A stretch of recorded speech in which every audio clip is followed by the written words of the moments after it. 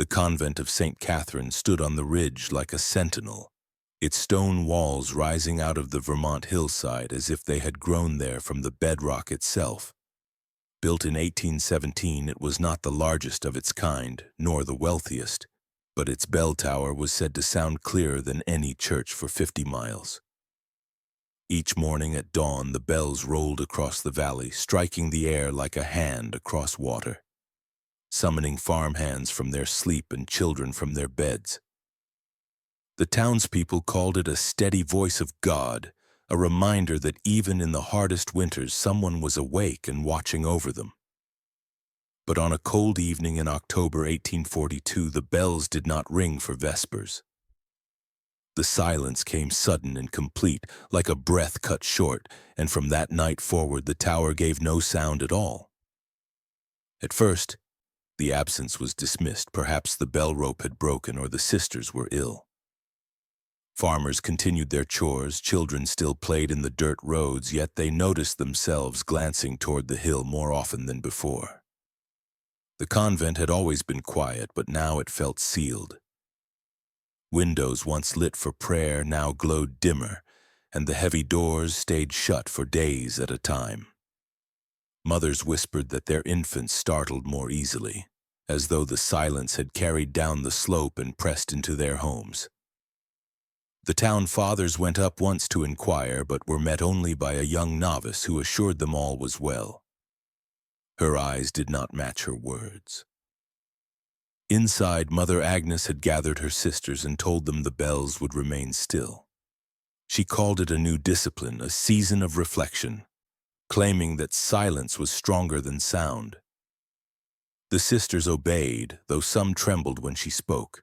To the outside world, the convent had always seemed a place of order and devotion. Agnes carried herself with gentle precision, never raising her voice, always folding her hands neatly before her. She smiled when visitors came, offering honey bread and soft words, and no one suspected that behind her calm eyes she measured each movement, each breath, each moment of stillness, as if life itself were an experiment to be controlled. Weeks passed, and the silence grew heavier. The hills that once echoed with chimes now felt hollow.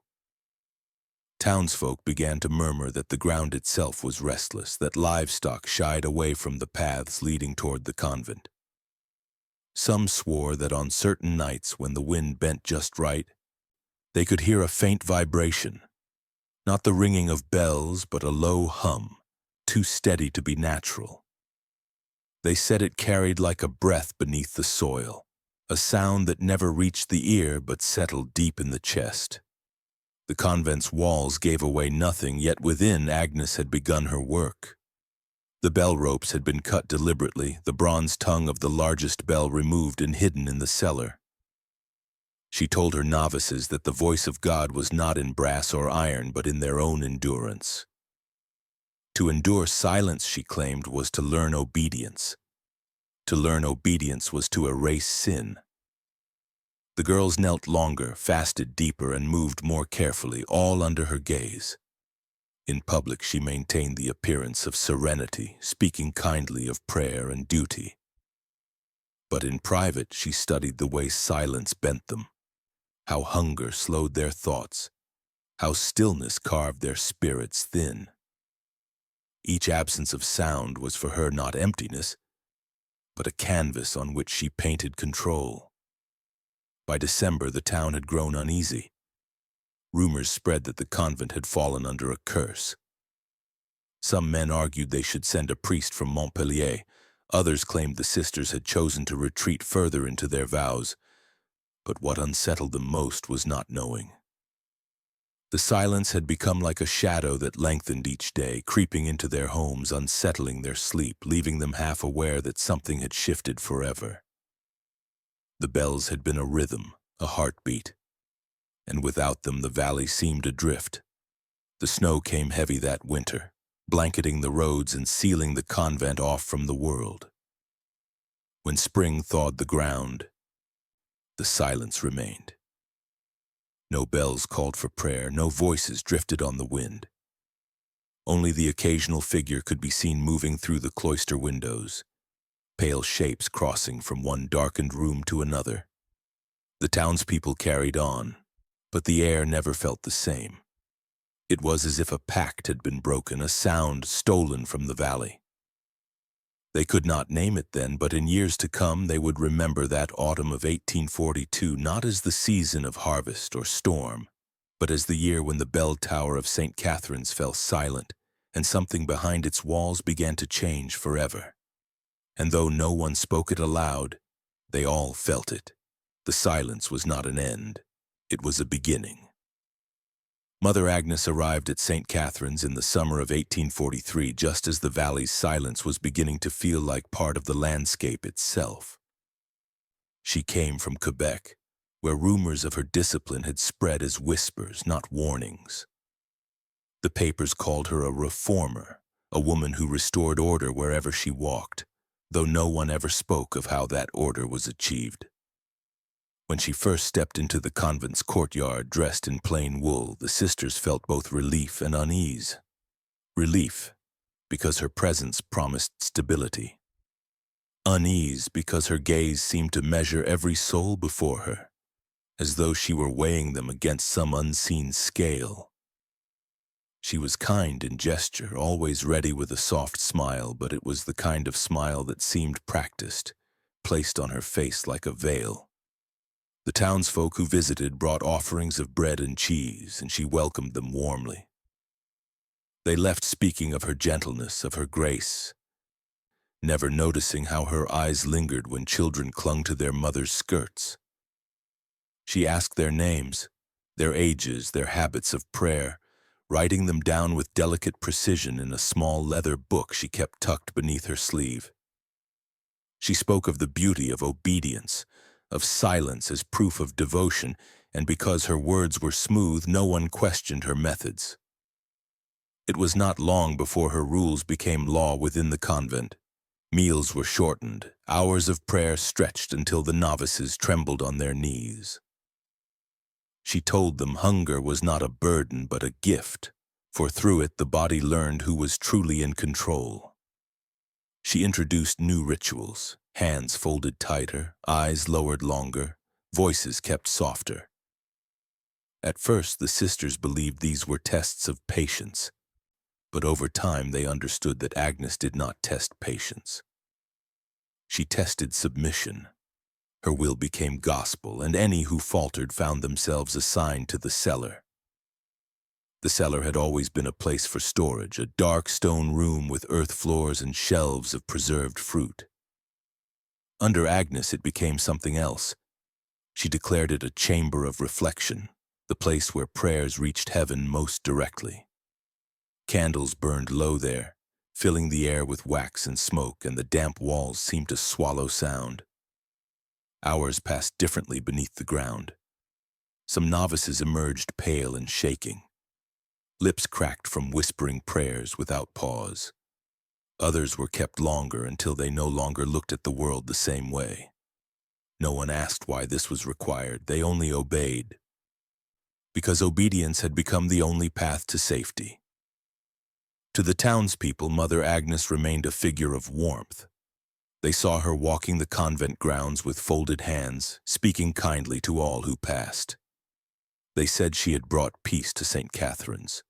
What they did not see was how that peace was enforced, how silence was sharpened into a blade, how each sister's life was pressed thinner under her gaze.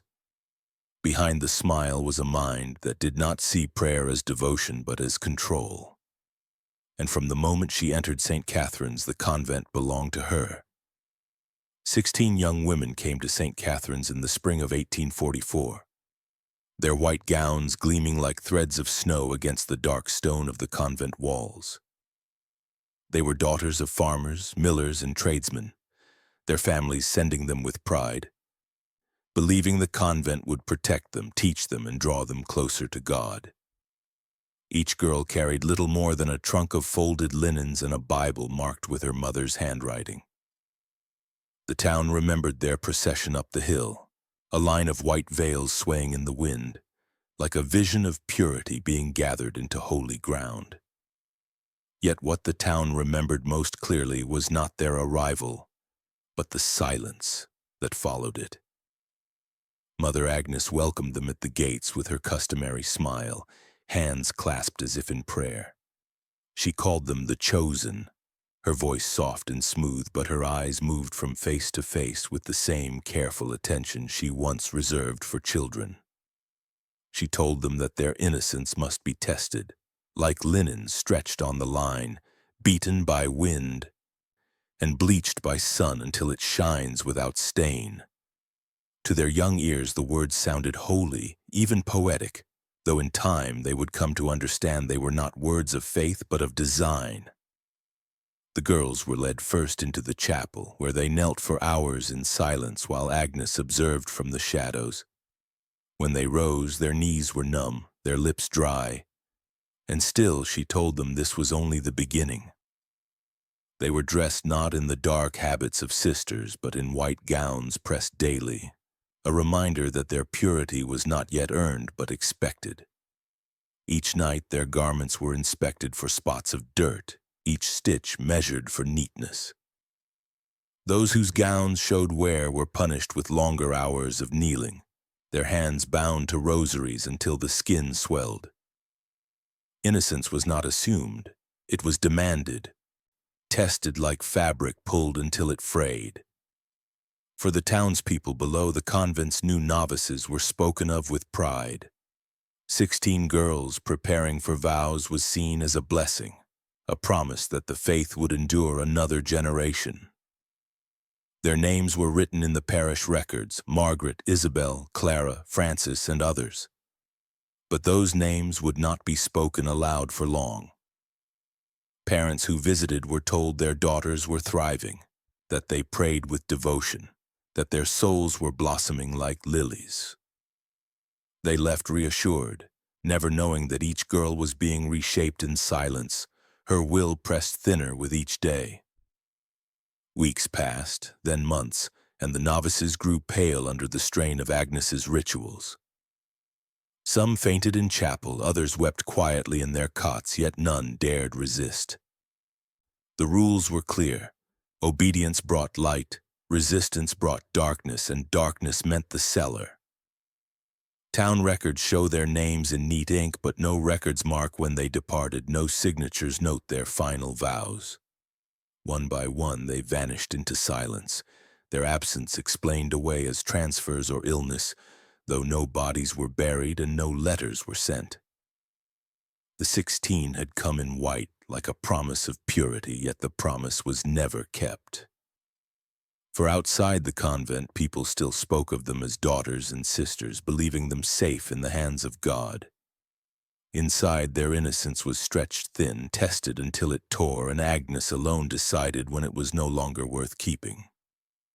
Mother Agnes began the fastings in the summer of 1845, announcing them as though they were gifts from heaven rather than punishments designed to thin the body and break the will. She told the sisters that Christ himself had gone 40 days without bread, that hunger was not an affliction but a blessing, the purest form of prayer. At first, the girls obeyed without protest, lowering their eyes, folding their hands, and convincing themselves the ache in their stomachs was holy. But the hours stretched into days, and silence was added to the hunger, so that no complaint could escape their lips. In the chapel, the air grew heavy with the sound of stomachs groaning, heads swaying, bodies slumping to the cold stone floor. The fainting began quietly. A girl would slide from her bench mid-prayer, her veil slipping across the aisle, her body limp. 2 sisters would lift her beneath the arms and carry her through the chapel doors. None asked where she was taken. Questions were not permitted, and fear kept their tongues still. Sometimes the girl would return the next morning, pale as if all warmth had been drained from her, her eyes hollow and her hands trembling as she folded them again in obedience. Other times she did not return at all. The cots grew emptier one by one, but the absences were explained as transfers, as illness, as journeys home to their families.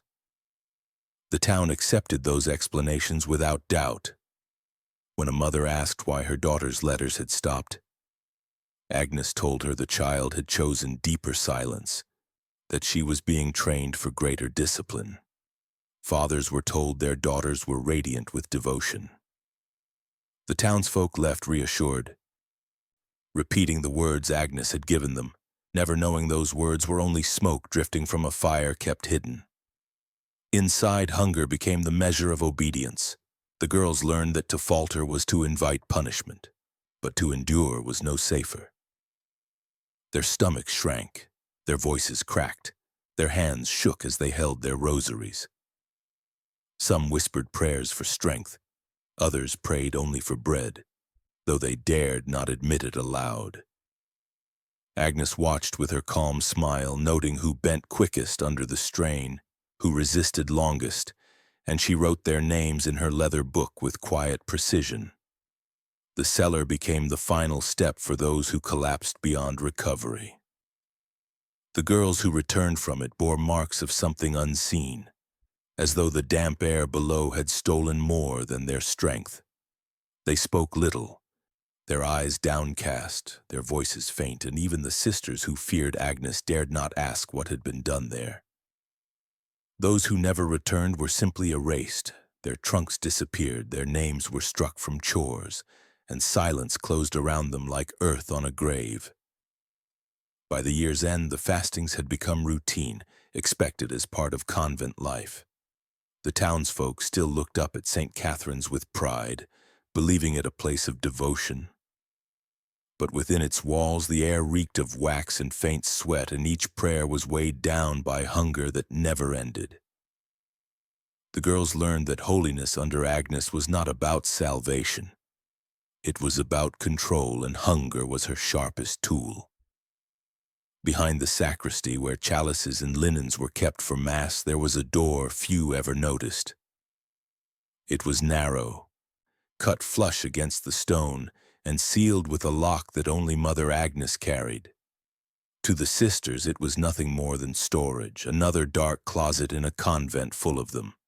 But for the novices, the ones chosen, it was known in whispers as the crucible room. No one spoke of it aloud, but those who returned from it carried something different in their eyes, a thin glaze as if light no longer touched them the same way. The chamber itself was small and close, its walls lined with copper pots and glass tubes that gleamed faintly in candlelight. The floor smelled of ash and vinegar, and the air was never clean. Agnes told the girls that they would learn how sound was born, how the voice could be refined into purity, how heaven itself was a note that could be reached if they shed the impurities of the body.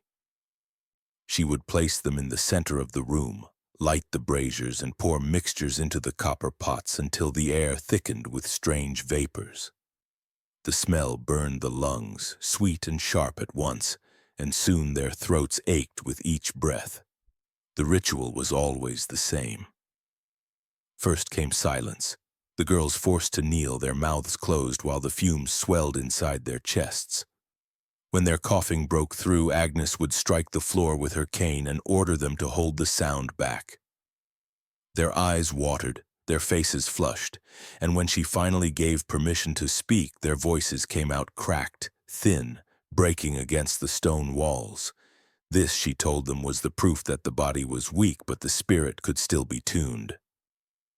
After the silence came the hymns. One by one they were commanded to hum. Each note stretched and held until their chests rattled with effort. Agnes would listen carefully, her head tilted like a musician searching for a perfect chord. She called it heaven's pitch, the single note that proved a soul had been stripped of corruption. If their voices wavered, she forced them to continue, driving them past dizziness, past fainting, past the point where breath itself was a battle. Hours passed, and the sound became a chorus of suffering, weak humming breaking into gasps as the vapors did their work. Some girls stumbled out of the crucible room with raw throats, their voices never returning to what they had been. Others could no longer sing at all, their vocal cords burned to silence. Those were the ones she dismissed as failures, erased from the convent's daily life, their names crossed from her book as though they had never arrived. For the unlucky, the crucible was not simply a chamber of discipline, but the place their lives ended entirely. When one fainted and did not rise, the others were told she had been taken home, though her trunk vanished and no carriage was ever seen leaving the gates. To the town, St. Catherine's still seemed a place of prayer, its windows glowing faintly at night, its garden tended by quiet hands. No one outside ever saw the locked chamber or smelled the vapors or heard the desperate humming that echoed through the stone. But within those walls, the crucible room became Agnes's true altar, the place where she tested obedience in sound and silence, where she stripped girls of their voices until all that remained was the note she claimed belonged to heaven. Mother Agnes introduced the paper veils during Lent of 1846, presenting them as if they were sacred objects sent to cleanse the soul. She gathered the novices in the chapel and held one aloft in her hands, a thin, pale sheet that looked delicate as lace. But it was no cloth. Each veil had been pressed from pulp and soaked in resin, stiff yet pliable, smelling faintly of oil and smoke. She told them that vanity was a sin born from beauty, and beauty itself was the devil's most dangerous lure. Cloth veils, she said, softened the face, flattered it, preserved it. But paper, hard and unforgiving, revealed the truth beneath. Only by wearing these veils through the night could they strip away falsehood and stand before God without disguise. The sisters obeyed, as they always did, each girl receiving her veil as though it were a blessing. At first it felt odd against the skin, rougher than linen, clinging at the edges where resin had dried uneven. They lay down in their cots with the paper fixed across their mouths and cheeks, and soon the resin began to warm against their breath. By morning some found the veil stuck tight, fused to lips and skin as if the night had swallowed them whole. When they tried to pull them free, layers of flesh tore away with the paper, leaving raw patches that bled into their pillows. Agnes watched their trembling hands and told them this was proof that vanity was being peeled away, that what clung too tightly to the world must be torn off if the spirit was to rise. The girls learned to fear the ritual, but fear did not excuse them. Each night the veils returned, passed out like communion, demanded with the same calm voice that had once given bread and water. They tried to adjust, moistening their lips, loosening the edges, but the resin always tightened with the heat of sleep. Some whispered prayers as they lay down, asking for protection. Others bit down hard, hoping to anchor the paper in place. Still, each dawn brought screams muffled behind the rigid sheets, the sound of skin peeling like bark stripped from wood. The injuries did not end the practice. Agnes praised them instead, lifting their wounded faces as examples of devotion. She said the scars were holy markings, proof against vanity, a sign that they were no longer bound to the world's temptations. The girls who bled the most were praised as the strongest, while those who managed to keep their veils loose were scolded for cowardice. Day by day, the convent filled with pale, trembling novices whose lips split when they tried to speak, whose cheeks burned red with rawness, and yet they bowed their heads lower, convinced that suffering was salvation. Some never recovered from the veils. Infection crept into the wounds, fevers rose, and their breathing grew shallow. They disappeared from their cots, carried below by silent hands, and no one saw them again. Their names were spoken once in chapel prayers and then struck from the records. When townspeople asked why certain girls were no longer seen, Agnes smiled and said they had returned to their families, their faith already perfected. Parents who inquired further were shown forged letters in familiar handwriting, assuring them their daughters were well. None suspected that the hands that had written those words trembled too badly to hold a pen. To outsiders, the convent still looked serene, its garden tended, its windows glowing faintly at dusk. But inside, faces were hidden not by modest cloth, but by paper masks that punished beauty, silenced laughter, and bled the humanity from those forced to wear them. The paper veils became not just garments, but instruments, tools by which Agnes stripped her novices piece by piece, leaving them less flesh than obedience. And though the girls feared each nightfall, they accepted the ritual, for in St. Catherine's, fear itself had been remade into prayer. In the winter of 1847, the garden of St. Catherine's froze hard beneath snow. But Mother Agnes did not let the season pass without a new ritual. She called it the burial lessons, and she told the sisters it was meant to prepare them for Christ's rest, to teach them what it felt like to lie still beneath the earth before the trumpet of resurrection. The garden was dug into long rows, shallow trenches cut through the frozen soil, the ground steaming faintly where spades broke into it. The girls were lined up in their white gowns, their faces already pale from fasting, and told to step into the trenches one by one. The earth was cold against their backs, the sky a wide gray lid overhead. Agnes raised her hand, and the sisters with shovels began to cover them. At first the soil was light, sprinkled across their arms and legs like dust. But as it grew heavier, the weight pressed into their ribs, filling their mouths with the taste of iron and root. Some tried to hold their breath. Others whispered prayers through clenched teeth. Agnes stood above them, her face serene, her eyes fixed as if waiting for a sign from heaven. She said they were to lie still, to feel the humility of the grave, to trust that obedience was stronger than fear. The earth rose around their faces, close enough that the faintest shift of soil slid into their nostrils. The air thickened, damp and muffled, until even the sound of breathing vanished under the weight. Most were pulled out after minutes, gasping, their gowns stained with mud, their skin trembling with cold. They coughed into the open air, gulping it down like water after thirst. Agnes called this proof of faith, telling them they had passed through a holy trial. But there were some who did not rise when the soil was brushed away. One novice lay still, her chest unmoving, her lips purple, her eyes open but glassy. Agnes knelt beside her and touched her face, then simply stood and ordered the body carried below. The others were told that she had been taken home, that her rest had been perfected sooner than theirs. The same fate followed for at least 2 more, girls whose breaths faltered before the minutes were up, who disappeared from the trenches as if swallowed whole by the ground. The survivors carried the memory of that weight with them. At night they whispered about the cold pressing against their ribs, about the feeling of soil shifting into their mouths, about the moment when prayer turned to panic. Some clutched their rosaries so hard their palms bled, trying to remind themselves that they had been tested, that they had survived. But survival was not the same as safety. They knew the trenches would be dug again, that the ritual was not a single trial but a lesson that would repeat as long as Agnes wished. Outside the convent walls, the townspeople saw nothing unusual.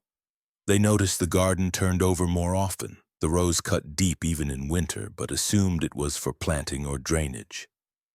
Parents were told their daughters were learning humility, that they spent long hours in prayer.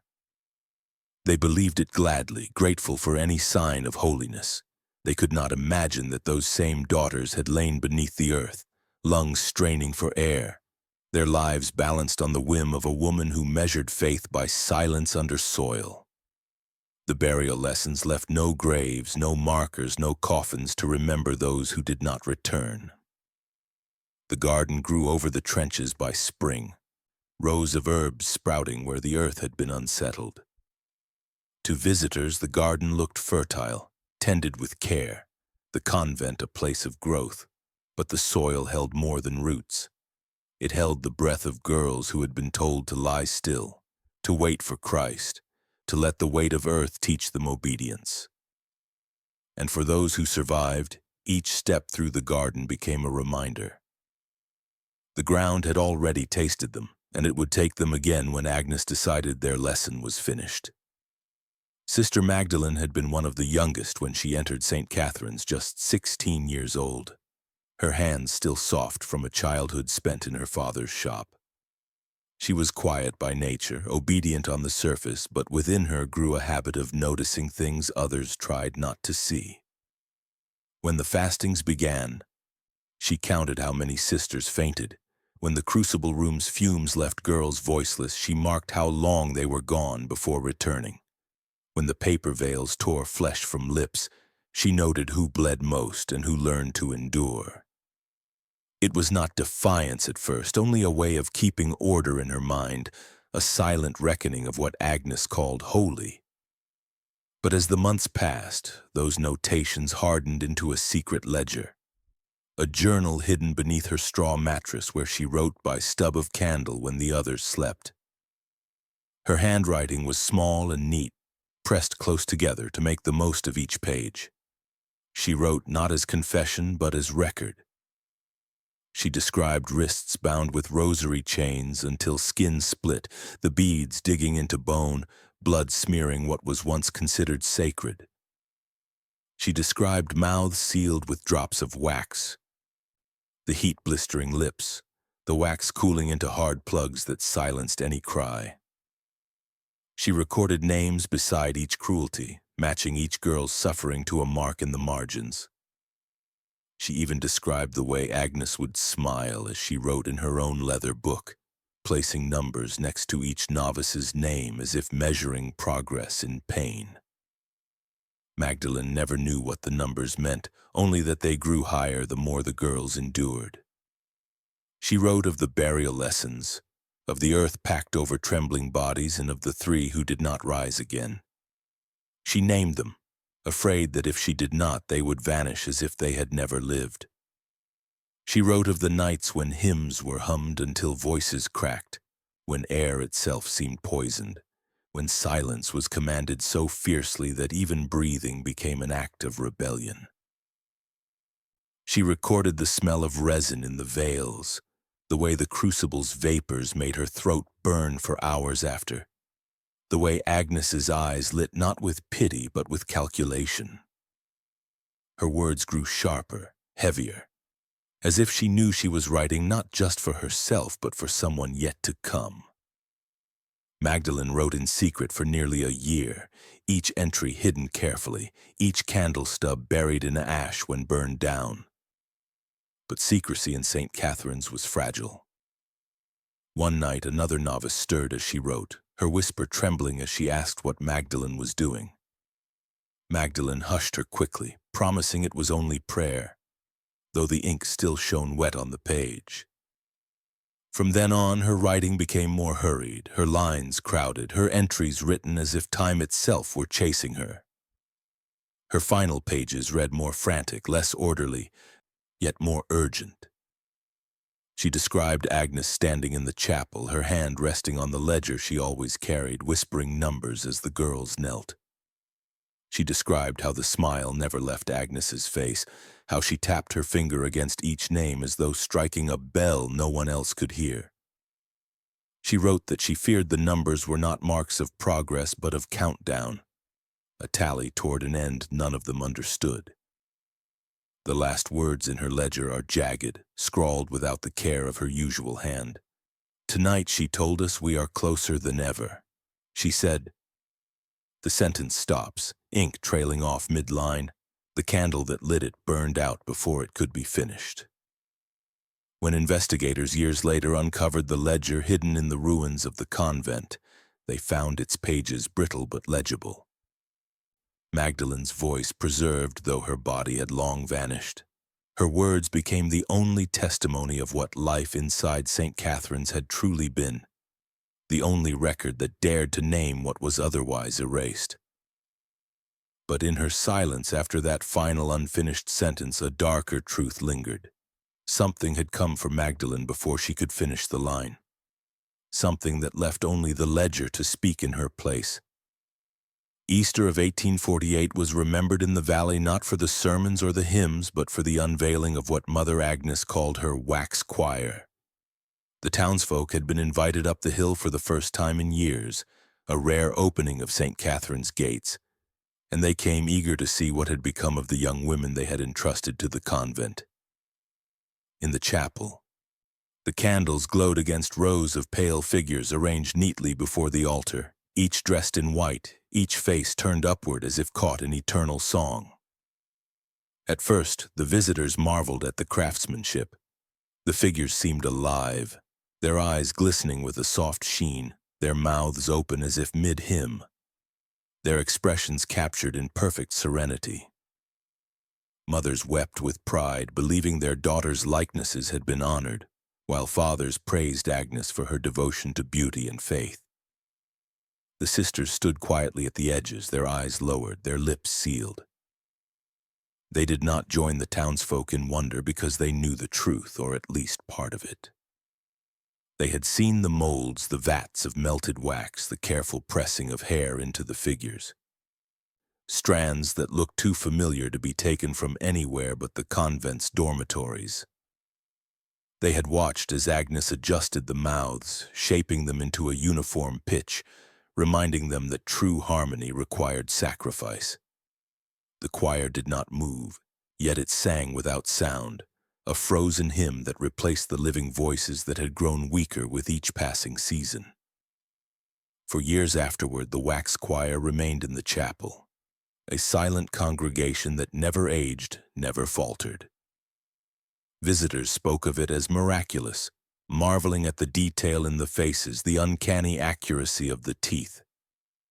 Some whispered that the figures looked too real, that the lines of the gums, the curve of the lips seemed impossible to sculpt by hand. But no one pressed the thought aloud. They told themselves it was artistry, nothing more. And they returned home carrying stories of beauty, not horror. It was not until decades later, when the convent was abandoned and investigators searched its ruins, that the truth was uncovered. The choir stood in fragments by then, their wax bodies cracked and melted from years of neglect, their heads fallen from their shoulders. In the rubble, among candle stubs and broken glass, investigators found what the townsfolk had never dared to suspect. Human teeth embedded deep within the wax, their roots jagged, some broken clean from the jaw that once held them. Further searches revealed strands of hair pressed into the molds, scraps of fingernails hidden in the folds of waxen robes. The figures had not been sculptures alone. They were vessels, molded with the remains of the missing novices, their voices silenced and reshaped into eternal Bulkumats, lifeless song. The townspeople who had once praised the wax choir tried to forget what the investigators found. But memory could not be erased so easily. For some, it was the detail of the faces that returned in nightmares. The way each smile seemed a little too still. The way each eye seemed to glisten as if wet.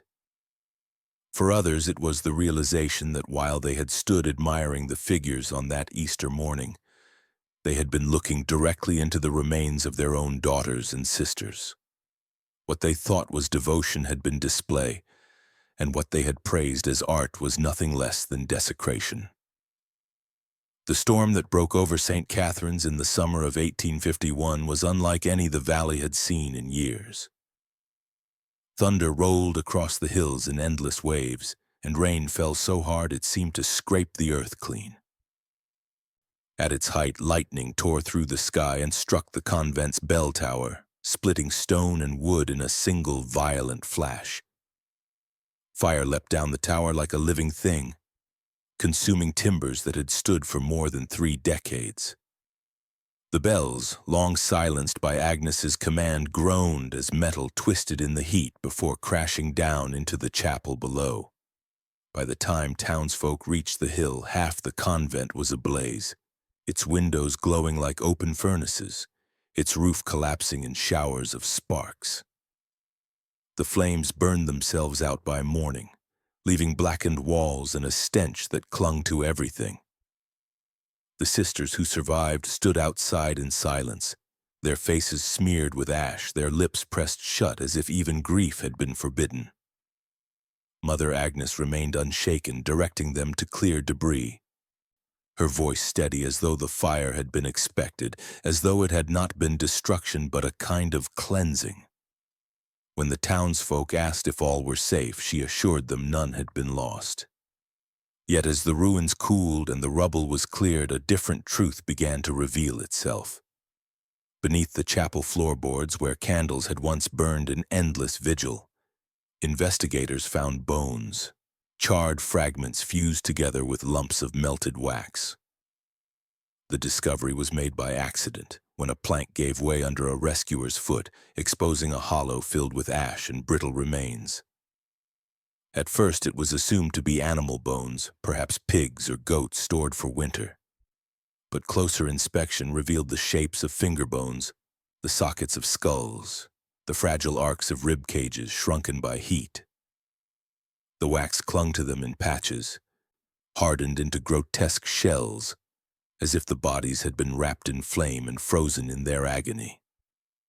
No one could say how many there were. Some claimed a dozen, others more, their skeletons tangled and half-consumed, impossible to separate. Whispers spread quickly through the town, carried on the same wind that had blown the fire's smoke across the valley. Parents who had not seen their daughters in years began to feel the weight of a truth they had long buried. Yet Agnes dismissed it all. She told the officials who came that the bones were remnants from centuries past, relics hidden in the foundations long before St. Catherine's had been built. Her calmness unsettled them, but her authority held, and with no one willing to confront her directly, the matter was quietly closed. No coffins were ordered for the remains. Instead, the bones and wax were shoveled into a trench dug behind the convent walls, covered in earth without marker or prayer. The sisters stood by in silence as the soil fell, their eyes empty, their hands folded so tightly that blood drained from their knuckles. The trench was sealed as if it had never been opened, and by the next week the garden stretched over it, neat rows of herbs hiding what had been buried beneath. The town accepted Agnes's explanation, though the unease lingered, whispered in kitchens and fields but never spoken aloud in the church. The tower itself never rose again. Its stones remained jagged against the sky, a blackened stump that cast long shadows across the valley. To outsiders it was the mark of lightning, a simple act of nature. To those who lived beneath it, it became a reminder of what had been hidden, of the fire that had revealed more than it destroyed. For within those ashes lay the remains of girls who had once been clothed in white, who had walked the hill with hope, and who now lay nameless in a trench, their voices silenced even in death. The fire should have been the moment when truth forced its way into the open, when the silence of St. Catherine's finally cracked. Bones had been uncovered, the bell tower lay in ruins, and townsfolk were whispering about daughters who had gone into the convent but never returned. For the first time, officials were summoned to investigate. A small gathering was held in the parish hall, where surviving sisters were asked to speak. Their voices trembled, their words halting, but what they described was clear enough. Nights of fasting until bodies collapsed, voices broken in a chamber of fumes, veils that tore flesh, earth packed over chests until breath failed. Each testimony was like a wound reopening, and yet when written down it was framed as hysteria. The language of the records shifted their cries into delusion, branding their suffering as imagination born of female frailty. Mother Agnes attended only the first session. She entered calmly, her hands folded, her eyes fixed not on the officials but on the sisters who dared speak. She did not interrupt, she did not shout. She only smiled faintly, as though their words amused her. When the day ended, she vanished. Some said she fled that night across the border into Quebec. Others swore they saw her board a carriage headed south. Wherever she went, she left no trace. No warrant followed her. No guard was sent to pursue. It was as though the very idea of holding her accountable dissolved with the smoke that still clung to the convent walls. In the weeks that followed, the town pressed for answers. Parents asked for the names of the girls who had perished.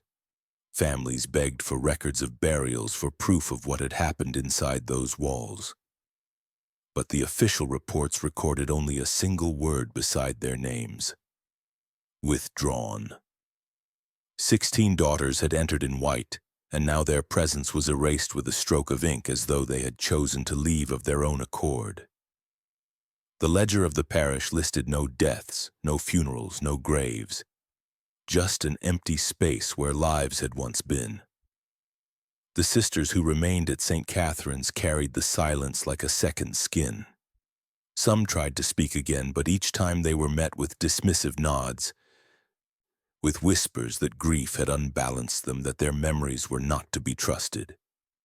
Others withdrew entirely, walking the halls like ghosts, their eyes downcast, their voices never raised. The weight of their testimony faded into rumor, and rumor soon soured into disbelief. By the end of the year, the convent still stood in its half-ruined state, its tower collapsed, its chapels scorched, yet no justice followed. The trenches where bones had been buried remained untouched, marked only by the shifting garden rows. Agnes's name was spoken less and less, until it became a shadow that no one dared to summon. What endured was the absence, the 16 whose names were erased, the families who never received bodies, the voices dismissed as madness. The trial that never was left the town with its quiet, but it was not peace. It was the kind of silence that festers, that seeps into memory, until even those who once believed begin to wonder if they imagined what they saw. And in that silence, the story of St. Catherine's slipped into darkness, unpunished, unmarked, and unfinished. By the 1870s, St. Catherine's was little more than a husk on the hill. Its tower broken, its chapel blackened, its garden overgrown with weeds that seemed to thrive in the silence. The convent no longer drew novices, no longer opened its gates for Easter displays, no longer rang a bell to call the valley to prayer. Yet the memory of what had happened there had not faded. It lingered in whispers carried from kitchen to barn, from tavern to church pew, never spoken loudly but never gone. Parents still remembered daughters who had vanished. Old men still remembered the fire that revealed bones beneath the chapel. And though the records listed the 16 only as withdrawn, everyone knew their names, even if no one dared write them again. In 1875, Vermont lawmakers drafted new statutes requiring state inspection of convents, orphanages, and other closed institutions where children and young women were housed. The language was clinical, framed in terms of oversight and accountability, but those who lived in the valley recognized what it really was: a shadow law written out of shame.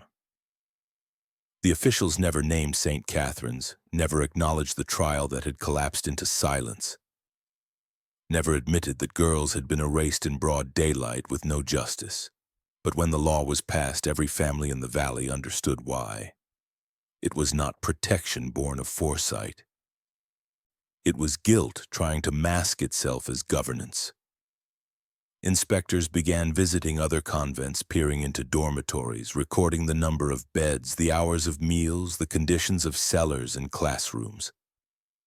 Reports were filed in neat handwriting, full of figures and signatures, proof that the state now watched where once it had looked away.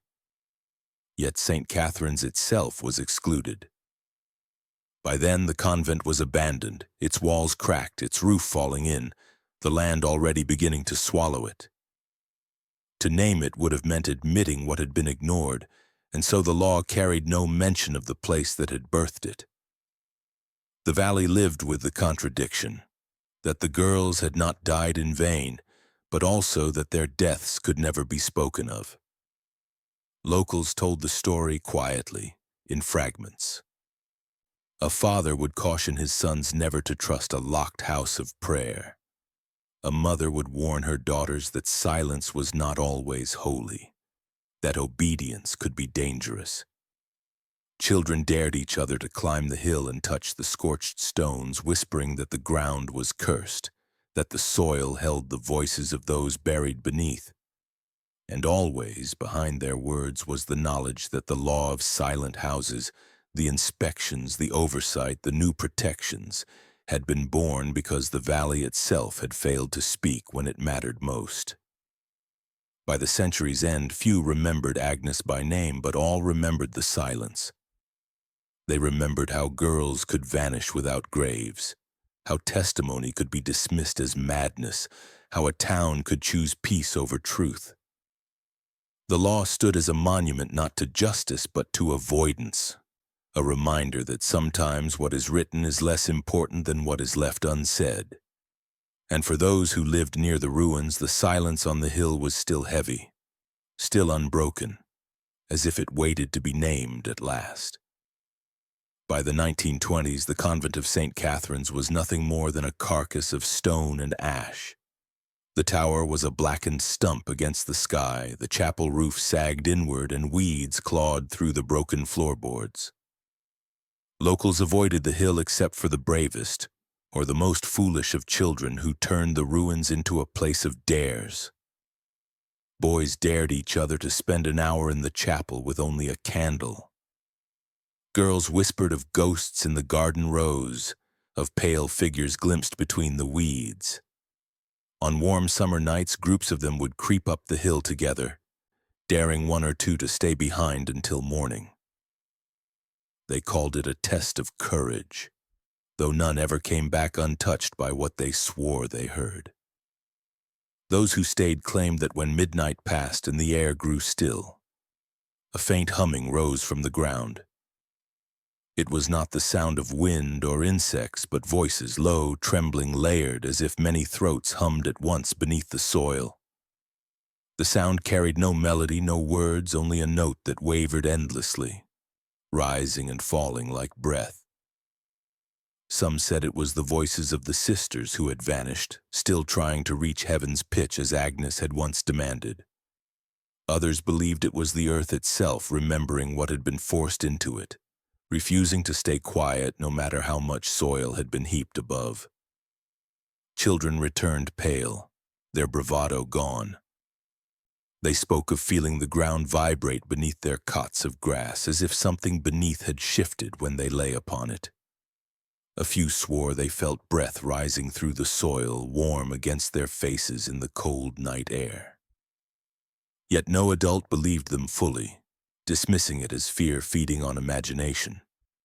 But when the children returned with stones in their hands, the stories became harder to ignore. The stones had been dug up from the ruined garden, small markers that bore no names, only numbers carved crudely into their faces. 11, 13, 16.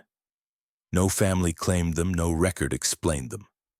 They lay scattered in the weeds like forgotten tombstones that marked not people but counts.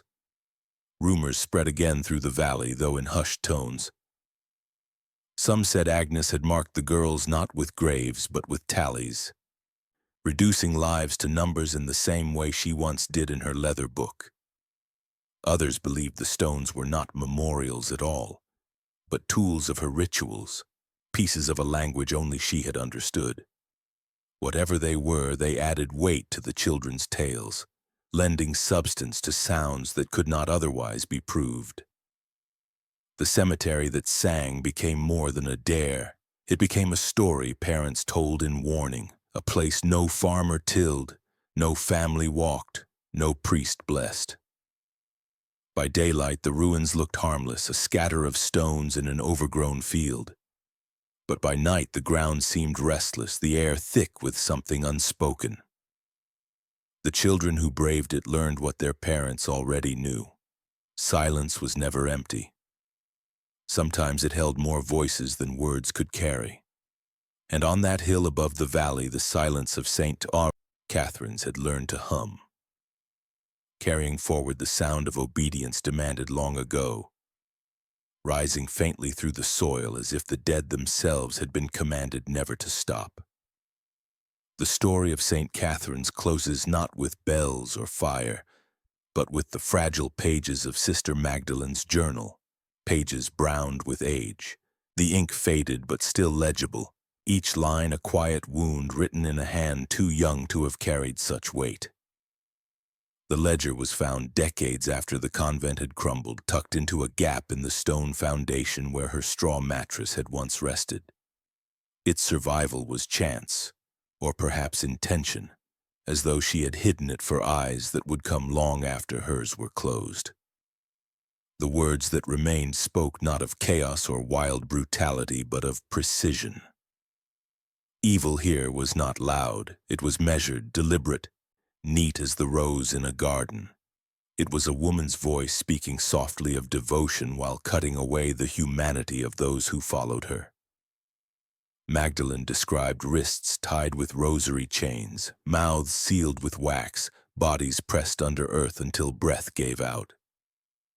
She wrote of Agnes smiling as she marked numbers beside their names, never explaining what they meant. She wrote of hymns forced until voices cracked, of paper veils peeling away flesh, of silence that weighed heavier than stone. Her account was stripped of flourish. She did not embellish, she did not rage. She simply wrote what she saw, the way one might tally seeds in a ledger, the way Agnes herself tallied lives. And in that plainness the horror was sharper. Each cruelty was described with the calm of someone who had been taught that resistance would only make it worse. Historians later argued about the truth of Magdalene's words. Some claimed her descriptions were too extreme, the invention of a fevered mind.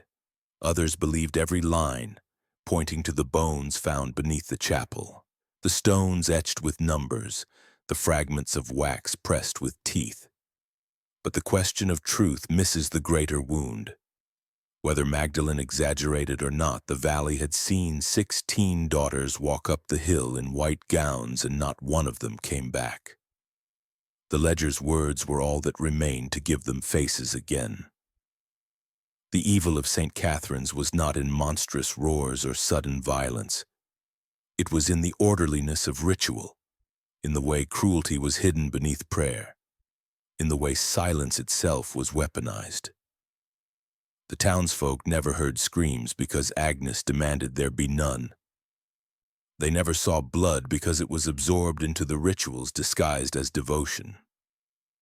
What they saw was a woman of composure, a convent that looked serene, and girls who seemed obedient. What they did not see, what they did not want to see, was the cost of that obedience. As the film closes, the pages of Magdalene's journal rest beneath the camera's gaze, her last line trailing off mid-sentence, unfinished, like the voices of the girls themselves. The narrator reminds us that evil does not always look like rage or madness. Sometimes it looks like calm. Sometimes it wears a smile. Sometimes it kneels in prayer, lights candles, folds hands neatly, and waits. The question left is not whether St. Catherine's was unique, but how often silence has hidden other houses just like it. How do we recognize cruelty when it looks like devotion? How do we guard against obedience when it is demanded in whispers instead of shouts? Could it happen again behind some other wall, beneath some other tower that stands too still? The silence at St. Catherine's is long past, but silence itself is never gone. It waits, veiled, patient, ready to be mistaken for peace.